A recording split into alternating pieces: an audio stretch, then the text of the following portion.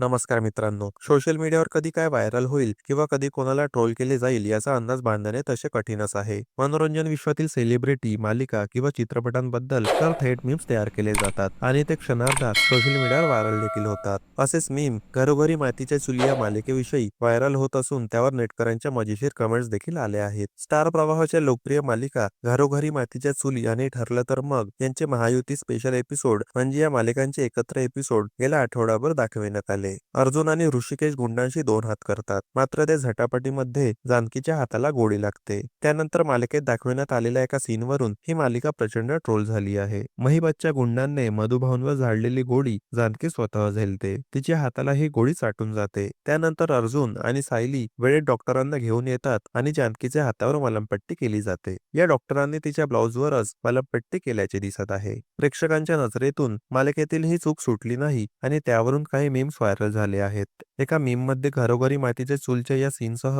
Munnabhai MBBS मधला scene share करत असा प्रश्न विचारण्यात आला आहे की हा कोरोना बॅचचा डॉक्टर आहे का? ब्लाउजवरच मलमपट्टी कशी करतोय? हे मीम शेअर करत अन्य एकाने लिहिले की एकतर मालिका काढणारे तरी येडे, नाहीतर बघणारे तरी येडे. ब्लाउजवर मलमपट्टी शक्य आहे का? अशा आशयाच्या अनेक कमेंट्स या पोस्टवर आले आहेत. व्हायरल झालेल्या मीमवर अनेकांनी कमेंट केले आहेत. या दृश्याने अनेकांचे लक्ष वेधून घेतल्याच्या कमेंट आल्या आहेत. दरम्यान दुसऱ्या दिवशीच्या एपिसोडमध्ये मात्र मालिकेतील ही चूक सुधारण्यात आलेली. त्यात जानकीच्या ब्लाउजवर नव्हे तर हातावर मलमपट्टी केल्याचे दाखविण्यात आले आहे.